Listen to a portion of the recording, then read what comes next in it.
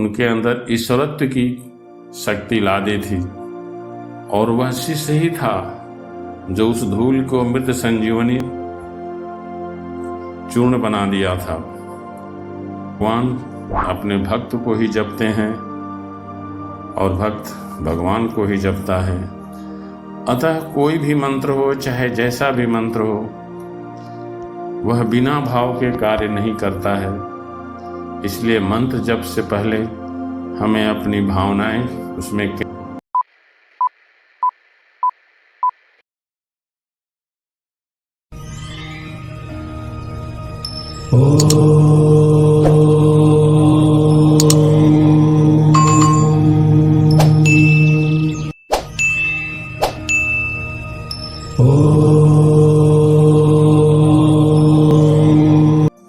मंत्र का अर्थ यह होता है जो मन को यंत्रित कर दे, अर्थात मन को स्थिर कर दे, वही मंत्र होता है। या कह सकते हैं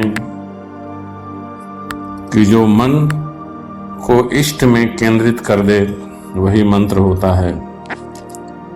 यह भावनाओं पर निर्भर करता है। हमारे मन की भावनाएं क्या हैं? मंत्र या इष्ट उसी अनुपात में ही हमारे ऊपर कृपा करता है। यदि मन के अंदर अनन्य भक्ति नहीं है इष्ट को लेकर, तो हम कितना हो मंत्र का जप करें, वह फलित नहीं होता है। इसलिए भाव होना बहुत जरूरी है। बिना भाव के मंत्र कार्य नहीं कर सकता, और बिना श्रद्धा के इष्ट कृपा नहीं कर सकता है। भावना इष्ट की कृपा के लिए केंद्रित होनी चाहिए, मन स्थिर होना चाहिए। हमारा मन इष्ट में केंद्रित होता है। उड़िया बाबा एक बहुत अच्छे संत थे जो उड़ीसा के रहने वाले थे, और उनके विषय में ज्योतिषी ने कहा था कि आप 30 वर्ष की उम्र में संसार त्याग देंगे। लेकिन संसार त्याग का अर्थ उस ज्योतिषी को भी नहीं मालूम था, क्योंकि 30 साल की उम्र में ही उड़िया बाबा ने संन्यास ले लिया। संन्यास लेना या संसार का त्यागना बात एक ही होता है। संसार का त्यागना अर्थात संसारिकता से त्याग।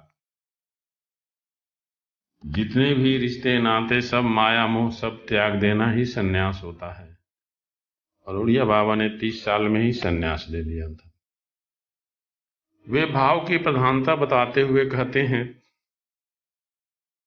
कि किसी गांव में एक सीधा साधा शिष्य था जो अपने गुरुजी से बहुत ही प्रेम करता था। हालांकि गुरुजी में उतनी शक्ति नहीं थी, लेकिन फिर भी वह उन्हें ईश्वर के तुल्य मानता था, और जब कभी भी इस मौका मिलता वह उनकी चरणामृत लेकर के ग्रहण करता। एक बार उसकी लड़की बीमार पड़ गई। डॉक्टरों के पास कोई इलाज नहीं था। वे कितना हो इलाज करते थे, बीमारी रुकती ही नहीं थी। अंत में वह शिष्य को याद आया कि हमारे गुरु भगवान तो साक्षात यहाँ उपस्थित ही हैं। वह दौड़ा दौड़ा गुरु जी के पास गया और बोला, आप हमको अपनी चरण धूल दे दीजिए। गुरु जी बोले, हमारे चरण धूल से क्या होगा भाई, वहाँ तो बड़े बड़े डॉक्टर असहाय हो गए हैं, लेकिन तुम्हारा प्रेम है तो तुम ले जाओ। गुरु जी ने चरण धूल उनको अपना दे दिया। वह शिष्य घर जाकर उसको एक पानी के गिलास में घोल करके अपनी कन्या को पिला दिया। कुछ समय के बाद कन्या स्वस्थ हो गई, और वह गुरु महाराज की कृपा समझ करके वह जो है उनका जा करके बहुत धन्यवाद दिया कि आपके चरण धूल से हमारी कन्या का जीवन बच गया। यह बात सुनकर के गुरु जी को भी थोड़ा अजीब लगा कि हो सकता है कि शायद हमारे चरण धूल में शक्ति हो, एक बार उसी गांव में गए जहां शिष्य रहता था। उसके पड़ोस में ही कोई अत्यधिक भयानक बीमारी से पीड़ित था। सब लोग डॉक्टर के पास गए, लेकिन वही समस्या थी कि वह रोगी ठीक नहीं हो रहा था। गुरुजी को याद आया कि हमारी चरण धूल से हमारे शिष्य की कन्या स्वस्थ हो गई थी। उन्होंने उनसे कहा कि चरण धूल लेकर के इसको पिला दीजिए, यह स्वस्थ हो जाएगा। लेकिन कुछ नहीं हुआ। चरण धूल लेकर के उसको पिलाने के बाद भी उसका कुछ नहीं हुआ। उसकी कमजोरी बढ़ती गई और बीमार रहने लगा। गुरुजी सोचे कि ऐसा कैसे हो सकता है कि वही बीमारी हमारे शिष्य के कन्या को हुआ था तो ठीक हो गई, वही बीमारी इसको हुई है तो ठीक नहीं हुआ। संजोग से उनका शिष्य कहीं बाहर गया हुआ था, वह लौटा और सुना कि ये जो है उसी बीमारी से पीड़ित है, तो बोला अरे गुरुजी तो घर ही में है। और दौड़ा दौड़ा गया और गुरुजी से बोला, हे भगवान, अपनी चरण धूल दे दीजिए। वो बोले कि इस चरण धूल से कुछ नहीं होगा, क्योंकि ये चरण धूल ले जाकर उसको पिला चुके हैं। बोला अरे नहीं, आपकी चरण धूल में तो बहुत शक्ति है। चरण धूल लेकर के गया और गिलास में घोलकर उसको रोगी को पिला दिया। रोगी स्वस्थ हो गया। बड़े आश्चर्य की बात है कि ये जब पिलाता है तो स्वस्थ हो जाते। उड़िया बाबा ने कहा कि उस शिष्य की भावना ही गुरुजी के अंदर भगवान की शक्ति पैदा कर दी थी। गुरुजी के अंदर कोई शक्ति नहीं थी, लेकिन शिष्य की भावना ने उनके अंदर ईश्वरत्व की शक्ति ला दी थी। और वह शिष्य ही था जो उस धूल को मृत संजीवनी चूर्ण बना दिया था। अतः किसी भी साधना में भाव का होना बहुत ही आवश्यक है। बिना भाव के कुछ नहीं हो सकता है। अतः चाहे मंत्र हो, कोई भी मंत्र हो, मंत्र होता क्या है? मंत्र कुछ अक्षरों का समूह होता है जो हमारे इष्ट में मन को स्थिर कर देता है। लेकिन मंत्र की शक्ति के लिए हमारा भाव होना जरूरी है। हमारा अनन्य प्रेम और भाव होगा तभी मंत्र जाकर के सिद्ध होगा। प्रायः शास्त्रों में लिखा रहता है, इतने लाख जप कीजिए, इतने करोड़ जप कीजिए तो आपको ये सिद्ध हो जाएगा। ये लाखों का जप या करोड़ों का जप जो बताया जाता है, वह साधना करने वाले के मन को स्थिर करने के लिए ही बताया जाता है। यदि वह साधना करने वाला जप करते करते उसका मन जो है इष्ट में ही रम जाता है, इसलिए संख्या बढ़ाकर की जाती है।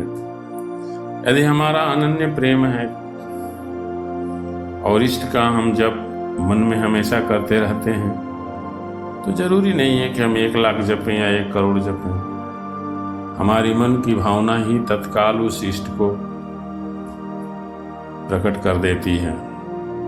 और यही देखने में आता है कि कुछ लोगों को ईश्वर दर्शन बहुत पहले हो जाता है, कुछ लोगों को बहुत लंबा समय लग जाता है। साधना के लिए हमें धैर्य रखना चाहिए। बिना धैर्य और प्रेम के साधना नहीं हो सकती है। कहा जाता है भाव बस से भगवान।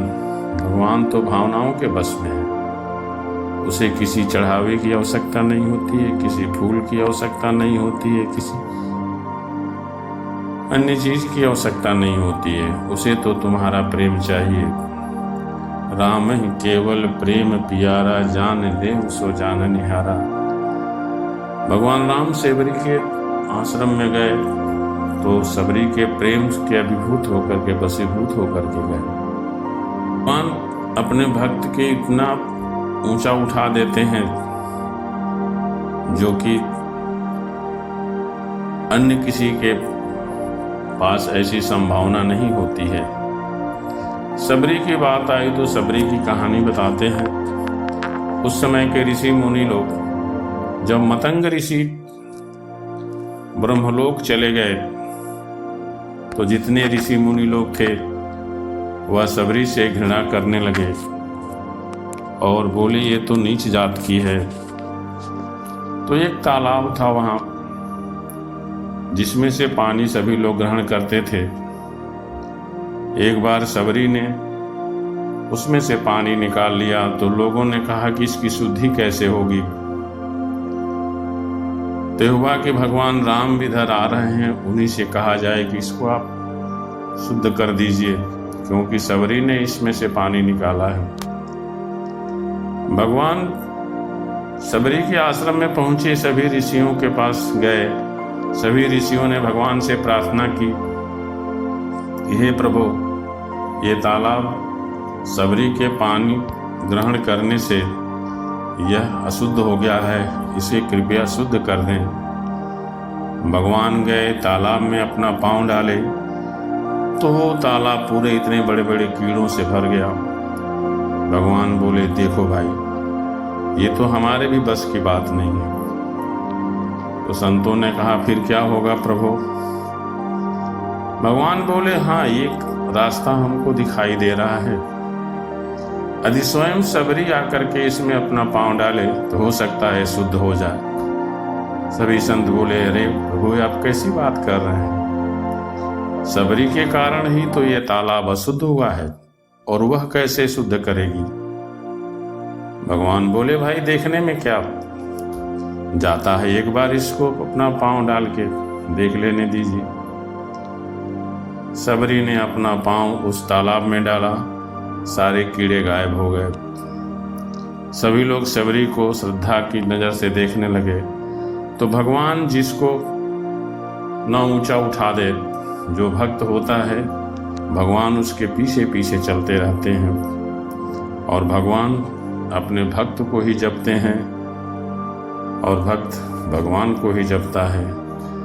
अतः कोई भी मंत्र हो, चाहे जैसा भी मंत्र हो, वह बिना भाव के कार्य नहीं करता है। इसलिए मंत्र जप से पहले हमें अपनी भावनाएं उसमें केंद्रित करनी चाहिए। प्रायः लोगों में देखा जाता है कि वे किसी ब्राह्मण को या पंडित को बैठा देते हैं कि आप ये मंत्र इतनी बार जप कीजिए, उससे कुछ नहीं होगा, कोई फर्क नहीं पड़ने वाला है। ये तो एक मनोविज्ञान वाली बात हो जाती है कि उस नाम को कोई जप कर रहा है, हमारे मन को संतुष्टि हो गई, जप हो गया, लेकिन वह इतना फलित नहीं होता है। महामृत्युंजय चाहे जो भी देवता है, उसके मंत्र को यदि आप स्वयं भाव से जपेंगे तो सिद्धि तुरंत मिल जाती है। यही मंत्र का रहस्य है। मंत्र मन को हृदय में केंद्रित कर देता है, स्थिर कर देता है। चाहे कोई भी शब्द हो, मंत्र का बड़ा होना जरूरी नहीं है, भाव का बड़ा होना जरूरी है। जय माता।